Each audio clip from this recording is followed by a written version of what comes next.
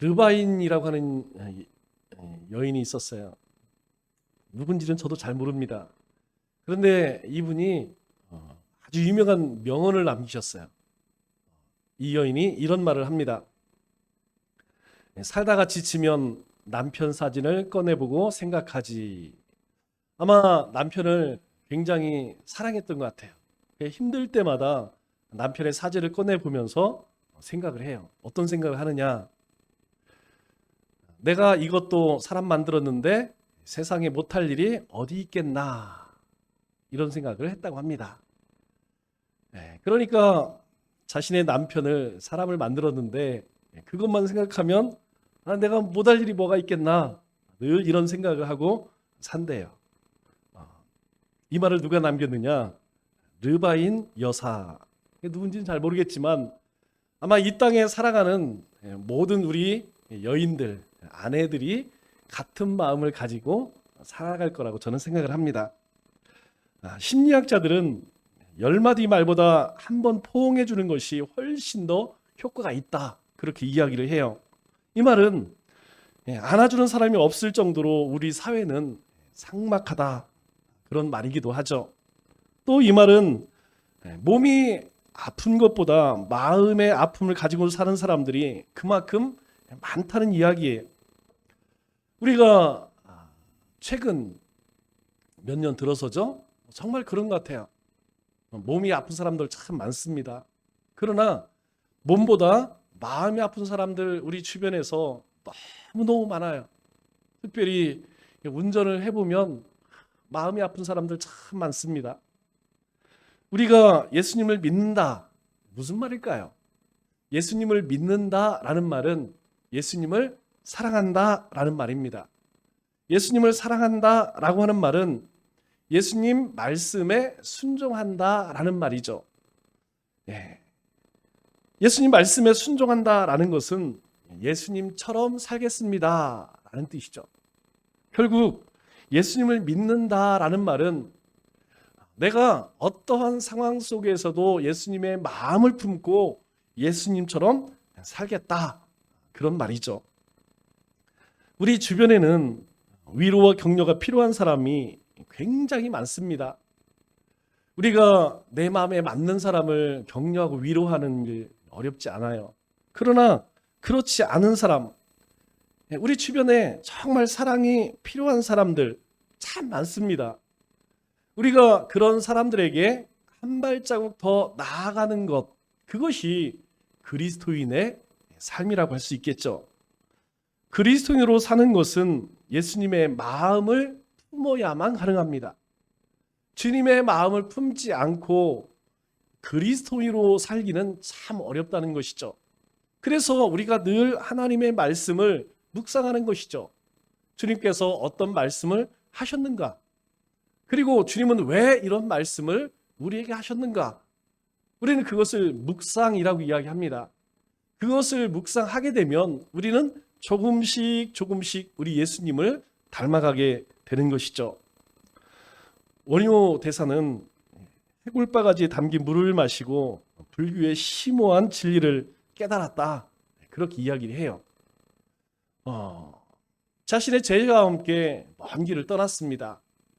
하루 종일 걷다 보니까 정말 피곤하죠. 한 폐가에 들어서 얼마나 목이 타겠습니까? 캄캄한 밤중에 쪼개진 바가지에 있는 물을 마셨어요. 얼마나 그 물이 맛있었겠습니까?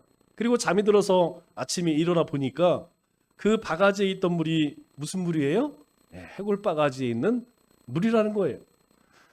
그 해골이라는 사실을 알게 되는 순간에 이 원효대사는 토악질을 했답니다. 그러면 깨달은 것이 무엇이냐? 모든 일이 마음에 있구나. 마음 먹기에 달렸구나.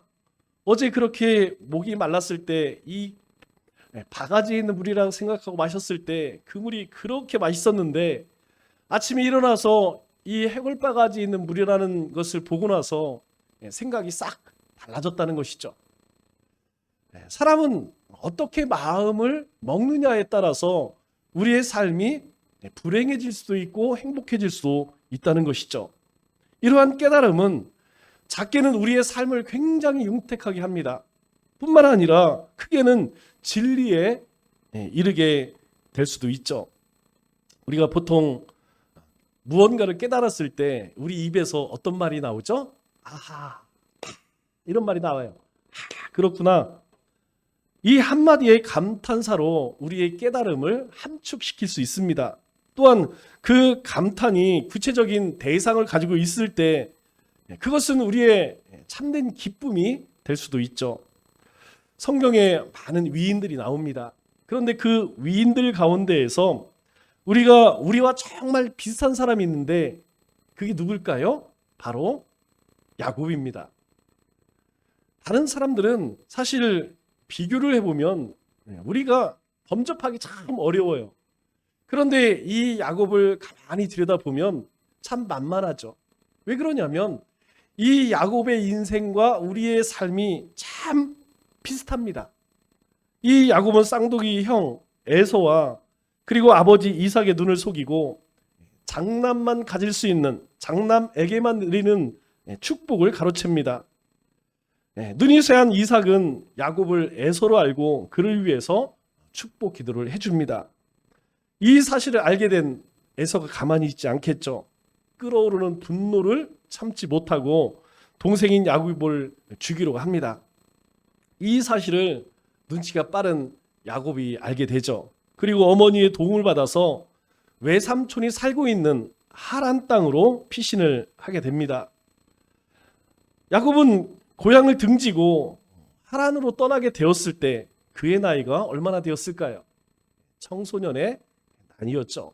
청소년의 나이 하면 우리가 한 13세에서 17세 그 정도의 나이였다는 것입니다. 이 어린 나이에 걸어서 몇 달을 걸리는 먼 거리를 여행한다는 것은 결코 쉬운 일이 아니죠. 우리 지금 구글 맵으로 재봐도 이 이스라엘 땅에서 하란까지 1100km입니다. 보통 성인 남성이 부지런히 걸으면 100리를 건다고 하죠. 40km에서 50km를 걸을 수 있어요. 우리가 첫날, 둘째 날 한 3일 정도는 그렇게 가겠죠. 그러나 그 이상 되면 하루에 그렇게 걷지 못합니다. 힘들어서 하루에 40km, 50km 그 거리를 걷기 어렵죠. 왜냐하면 1100km를 걷기 위해서 매일매일 그렇게 간다는 것은 보통 힘든 일이 아닙니다. 그런데 이 야곱은 그 먼 거리를 가면서 싸워야 할 것이 단지 먼 거리뿐만이 아니에요. 치유와 싸워야 하고 배고픔과 싸워야 하고 질병과 맹수들과 도적의 위험과 싸워야 하는 것이죠. 그러나 그 무엇보다 괴로운 것은 뭘까요? 그러한 것들을 다 이겨낸다 할지라도 정말 고통스러운 것이 고독이라고 하는 것이죠. 언제 다시 고향으로 돌아가겠습니까? 다시 돌아가서 엄마 아버지를 어떻게 볼 수 있을까요? 이 형의 그 분노의 마음을 어떻게 녹일 수 있을까요? 아마 그 먼 길을 떠나면서 정말 혼자라는 고독으로 정말 힘들어했을 거예요. 우리가 살면서 정말 외로운 것이 무엇이냐면 고독입니다. 최근 통계를 보니까 코로나 이전까지 고독산 통계가 나와요. 여러분 1년에 3,000명 넘는 사람들이 고독사를 합니다. 그냥 아무도 없이 혼자 집에서 그렇게 죽어가는 것을 고독사라고 하죠. 여러분 이 통계를 보면 놀라운 것이 50대, 60대 우리가 생각할 때는 연세가 좀 있으신 어르신들일 거라고 생각해요. 70, 80 이런 분이랄 거 생각하는데 여러분 그렇지가 않습니다. 가장 많은 것이 50대예요. 50대, 60대. 놀라운 것은 3등이 40대 그리고 30대, 20대도 있다는 것이죠. 무엇을 의미합니까? 현대인이 그만큼 외로움 가운데 살아가고 있다는 거예요. 그렇게 많은 사람들이 있고 많은 우리 매스미디어가 그렇게 발달했음에도 불구하고 이 시대에는 많은 사람들이 외로움을 느끼며 살아가고 있다는 것이죠. 하란으로 가던 어느 날 밤 돌을 베개 삼고 잠을 청하던 야곱은 꿈을 꾸게 됩니다. 꿈에서 보니까 땅에 층기가 있는데 그 꼭대기가 하늘에 닿아 있고 천사가 오르락 내리락 하고 있었습니다. 그리고 이 야곱에게 하나님의 음성이 들립니다. 15절 말씀 보니까 이런 음성이 들려요. 내가 너와 함께 있어. 첫 번째, 하나님께서 야곱에게 말씀하시는 것이 무엇이냐면 내가 너와 함께 있겠다, 이런 말씀이에요. 두 번째로는 내가 어디를 가든지 너를 지키며 너를 이끌어 이 땅으로 돌아오게 할지라. 내가 너를 지키겠다는 거. 하나님이 지키시겠다는 거. 세 번째, 내가 내게 허락한 것을 다 이루기까지 너를 떠나지 아니하리라. 지금 얼마나 불안한 마음, 두려운 마음, 그 외로운 마음을 가지고 떠나는 이 야곱을 향하여서 하나님께서 말씀하는 것이 내가 너와 함께하겠다. 내가 너를 지키겠다. 내가 너를 떠나지 아니하겠다. 이렇게 말씀하시는 거예요. 여러분, 이것이 야곱에게만 하신 말씀일까요? 우리가 창세기로부터 요한계시록까지 하나님께서 줄기차게 하나님의 백성인 우리에게, 하나님의 자녀인 우리에게 주시는 말씀이에요. 내가 너와 함께 하겠다는 것. 내가 너를 지키겠다는 것입니다. 내가 너를 떠나지 아니하겠다는 것. 이걸 믿으라는 것이에요. 이걸 붙들라는 것이에요. 야곱은 잠에서 깨어난 후에 16절에 이렇게 혼자 중얼거립니다. 야곱이 잠에 깨어 이르되 여호와께서 과연 여기 계시거늘 내가 알지 못하였다. 아하! 하나님이 여기 계셨구나. 하나님께서 나와 함께 하셨구나. 그런데 내가 그것을 알지 못했구나. 이렇게 감탄해요. 그리고 오늘 본문에 야곱은 이렇게 고백을 합니다. 두렵도다 이곳이요. 이곳은 다름 아닌 하나님의 집이요 하늘의 문이로다. 야곱이 이렇게 고백하는 이유가 무엇입니까? 자신은 자기 혼자라고 생각했어요. 하나님께서 자신과 함께 하고 있다는 사실을 그는 생각지 못했어요. 왜 그랬을까요? 그럴 경황이 없죠. 지금 형이 자기를 죽이겠다고 그렇게 분노에 휩싸여 있을 때에 그가 하나님을 생각했겠습니까? 빨리 도망쳐야겠다. 그리고 어머니가 챙겨주신 거 대충 챙겨서 바쁘게 급하게 도망쳐오는 그 길에서 무엇을 생각하겠습니까? 사실 야곱만 그런 게 아니더라고요. 우리의 삶도 돌아보면요, 하루에 뭘 했는지, 얼마나 시간이 빨리 갔는지, 얼마나 분주한지, 정말 하루를 돌아보면 어떻게 하루를 살았는지 몰라요. 모든 인생들은 다 마찬가지입니다. 우리는 그렇게 살아가요. 오늘 우리의 고백이 그거 아닙니까? 하나님이 우리와 함께 하셨음에도 내가 너와 함께 있을 것이다. 내가 너를 지킬 것이다. 너를 떠나지 않을 것이다. 그런 약속을 했음에도 불구하고 우리는 정말 하나님이 나와 함께 하셨는가? 이거 많이 생각하지 못해요. 그런 하나님을 만난 이 야곱이 두렵도다. 이곳은 다름 아닌 하나님의 집이구나. 바로 이곳이 하늘로 들어가는 문이구나. 그래서 그 이름을 베델이라 그렇게 이름을 짓죠. 그럼 베델이 무엇입니까? 벳, 집이라는 뜻이죠. 엘, 하나님, 하나님의 집. 그렇게 그곳을 지칭하게 됩니다. 그러면 우리의 삶에는 하나님을 만나고 경험하고 그 하나님의 음성을 듣는 곳이 있을까요? 있습니다. 바로 우리가 하나님의 이름을 부르는 그곳이 바로 베델이라는 거예요. 왜 그렇습니까? 하나님의 약속이에요. 하나님께서 내가 어디에서든지 하나님의 이름을 부르면 내가 응답하고 만나주리라. 이것이 우리에게 주신 하나님의 약속이에요. 우리가 삶에 힘든 그곳에서, 내가 고통스러운 그곳에서 내가 생각이 많은 그곳에서 주님이라고 부를 때에 주님은 우리 가운데에 만나주신다는 거예요. 야곱은 자신이 누운 곳, 그곳을 하나님의 집이라는 것을 깊은 통찰력을 통해 깨달았고 이후로 감탄을 쏟아냅니다. 아, 과연 여기가 하나님의 집이구나. 그것은 하나님의 존재를 깨닫고 인정하는 하나의 방식이었죠. 인정이 칭찬의 출발점이라 한다면 깨달음에서 오는 깊은 감탄은 가장 함축된 찬양이라는 것입니다. 야곱은 자신이 앞으로 가야 할 길과 그동안 머물렀던 곳이 두렵고 고통스러운 광야의 길이라는 것만 생각했어요. 내가 언제 삼촌의 집을 갈까? 내가 삼촌의 집에 가면 어느 때 다시 돌아올 수 있을까? 그러한 길에서 하나님이 함께 계시다는 생각을 전혀 하지 못했다는 것이죠. 우리도 때때로 그럴 때가 있습니다.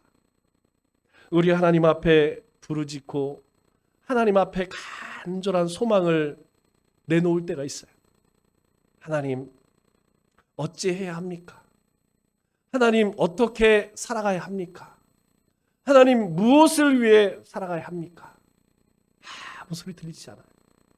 그럼 무슨 마음이 듭니까? 예, 하나님 어디 계십니까? 하나님은 정말 살아계십니까? 이런 생각이 들 때가 있어요. 하지만 하나님은 이미 만물 가운데 그리고 만물 위에 충만하게 존재하시는 분입니다. 인간은 특별한 사건을 경험해야 비로소 깨닫죠.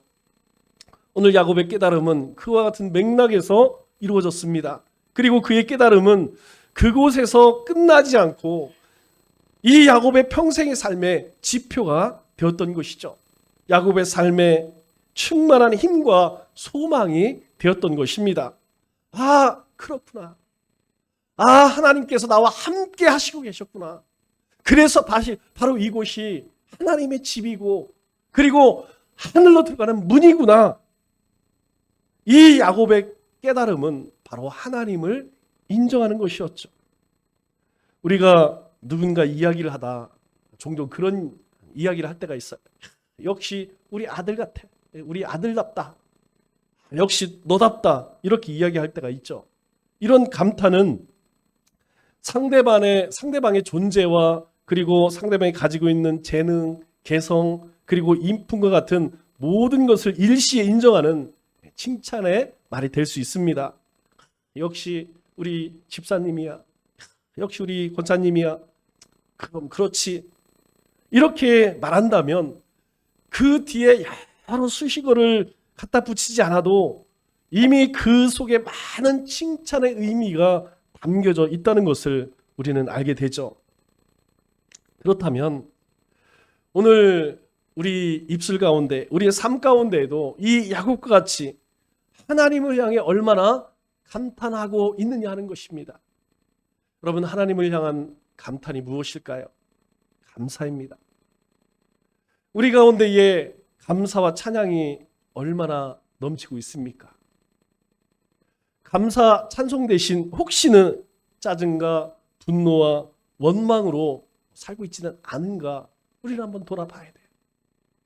오늘 야곱에게 뭐라고 말씀하셨죠? 내가 너와 함께 있고 내가 너를 지킬 것이고 떠나지 아니하리라. 하나님은 우리에게도 그렇게 말씀하셨습니다. 그래서 우리가 항상 기뻐할 수 있어요. 어떤 기쁨이 있어서, 기쁜 일이 있어 기쁜 것이 아니고 그 하나님, 온 세상을 만드시고 그 주권으로 온 세상을 다스리시는 그 하나님께서 바로 나의 하나님 되어주셨기 때문에, 나와 함께 해주시기 때문에 우리는 감사할 수 있는 것입니다. 우리는 기뻐할 수 있다는 것이죠. 때로는 그다지 긴 문장도 필요하지 않습니다. 이 외마디 감탄으로 상대를 인정할 수 있는 것이죠. 가끔 제가 설교할 때에 고개를 끄덕덕 하시는 분들이 있어요. 설교 가운데에서 여러분, 그러한 모습을 보게 되면 설교자는 굉장히 힘을 얻습니다. 물론 팔짱을 끼고 한눈을 팔고 뭐 핸드폰을 하고 딴짓하는 사람도 있지만 그렇게 하나님 말씀에 귀를 기울이고 반응할 때에 말씀을 전하는 설교자는 참 은혜가 돼요. 그 자체로 힘이 됩니다. 이런 감탄은 상대방을 최고의 상태로 존중할 수 있다는 것이죠.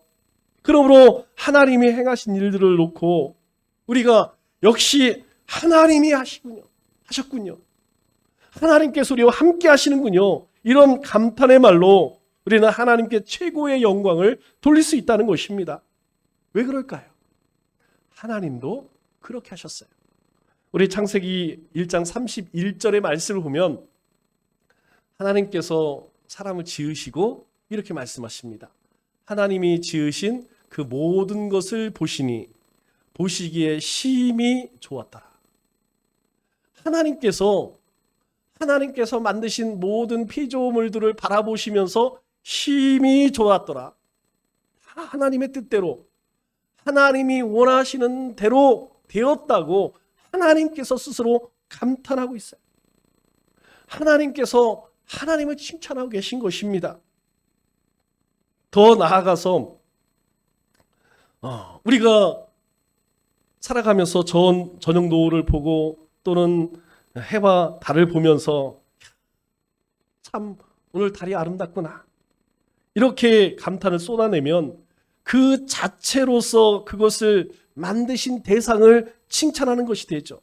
더 나아가서 그 모든 만물을 지으신 하나님을 동시에 칭찬하게 되는 것입니다. 이걸 뭐라고 이야기해요? 바로 영광 돌린다라는 것입니다. 우리가 입술로만 하나님께 영광 돌립니다. 이게 영광 돌리는 것이 아니고 하나님이 만드신 모든 것들을 바라보며 감탄할 때 하나님은 기뻐 영광 받으신다는 거예요. 그래서 히브리서 13장 15절에 이렇게 말씀합니다. 그러므로 우리는 예수로 말미암아 항상 찬송의 제사를 하나님께 드리자. 이는 그의 이름을 증언하는 입술의 열매니라. 여러분, 이 말의 의미가 무엇이냐면 우리를 구원하신 그리스도와 그분이 행하신 일을 찬양하면 그 자체가 바로 예배라는 것입니다. 여러분, 우리가 드리는 이 예배가 뭘까요? 여러분, 이 예배는 엎드려 절한다는 의미예요. 워십, 가장 가치 있는 것을 드리는 시간이라는 거예요. 그게 뭡니까? 하나님이 우리를 구원하신 거 아니겠어요? 이 땅에 예수 그리스도를 보내주셔서 우리를 구원하신 것, 그것을 찬양하는 것입니다. 그뿐만이 아니라 구원 받은 우리의 인생 가운데 하나님께서 우리의 발걸음을 인도하시고 삶의 필요를 채우신 그것을 찬송하는 시간이 바로 예배라는 것이죠. 그래서 진정한 예배는 우리를 지으신 하나님과 우리를 죄에서 구원하신 예수님을 찬양하는 것입니다.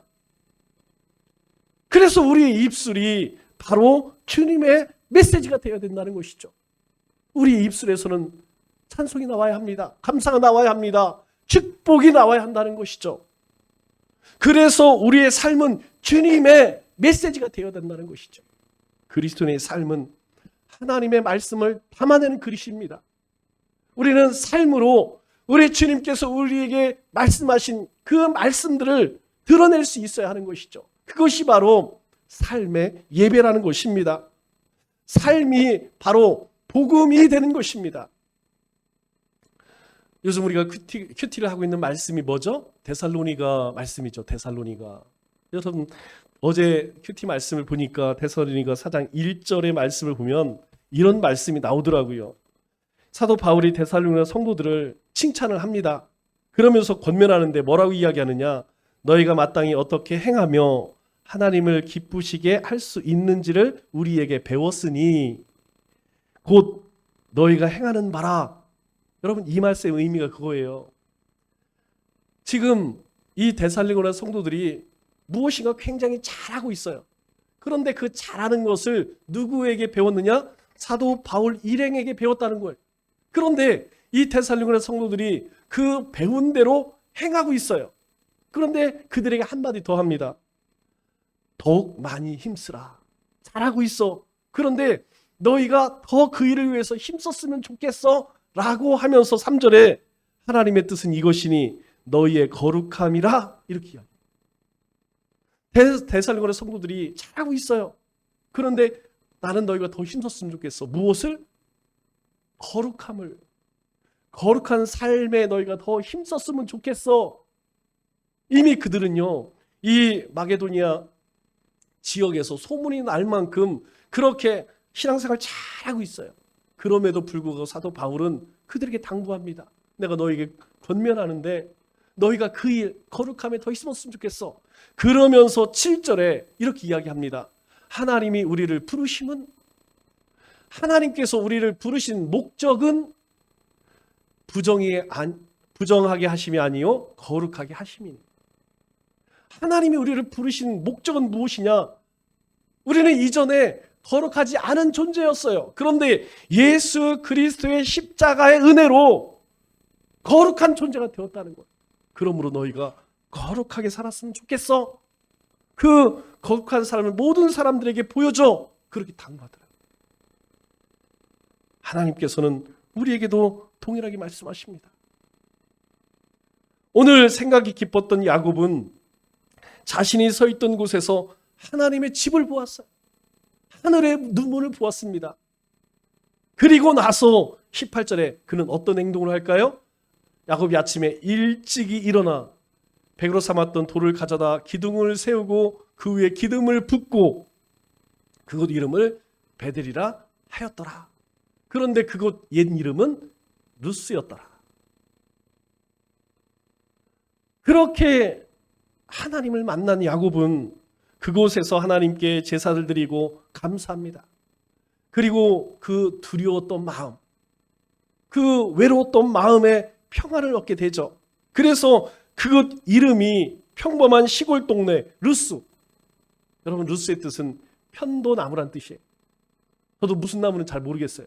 그러나 편도나무가 많은 그런 지역이었는데 그곳 이름이 아주 특별한 하나님이 머무는 베델이 되었다는 것이에요. 그리고 시간이 흐릅니다. 20년의 세월을 지나고 이 야곱이 이제 자신의 아내와 자녀들과 함께 돌아와 이곳 베델에서 다시 단을 쌓아요. 그리고 그 이름을 엘 베델이라고 이야기합니다. 직역하면 하나님의 집이란 뜻이에요. 의역하면 베델에 전능하신 하나님이란 뜻입니다. 떠날 때는 베델이라고 불렀어요. 돌아올 때는 그곳을 엘 베델, 베델에 전능하신 하나님. 왜 그렇게 베델을 엘 베델로 바꿨을까요? 20년 만에 하나님의 약속이 이루어졌기 때문이에요.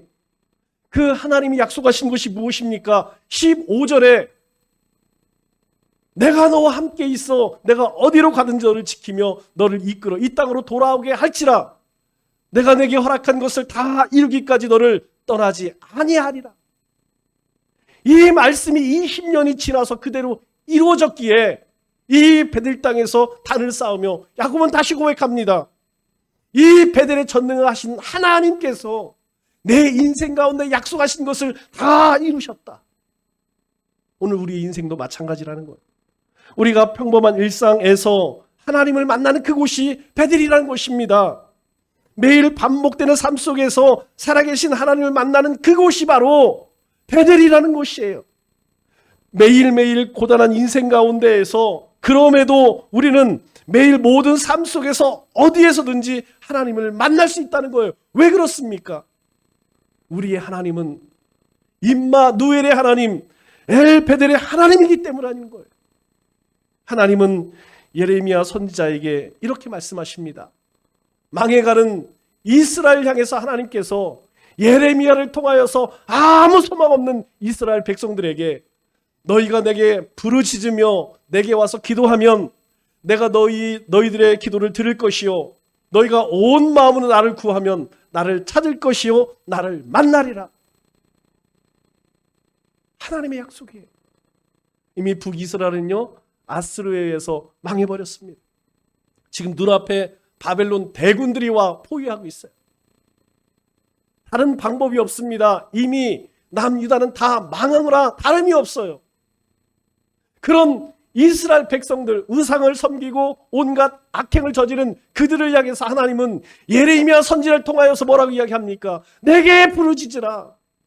내게 와서 기도하면 내가 들을 것이요 너희가 온 마음으로 나를 구하면 나를 찾을 것이요 나를 만나리라. 이것이 하나님의 마음이라는 겁니다. 오늘 야곱같이 우리의 매일의 삶 속에서 하나님을 만나시기 바랍니다. 나만의 베델을 갖기를 바랍니다. 그리고 열린 하늘의 문을 바라보고 살아가시기 바랍니다. 이 한 주간도 우리의 삶에 쉬지 않고 일하시는 하나님을 내 삶 속에 베델에서 하나님을 만나고 경험하고 그 하나님과 동행하는 우리 믿음의 권속들 되시기를 주님의 이름으로 축원합니다.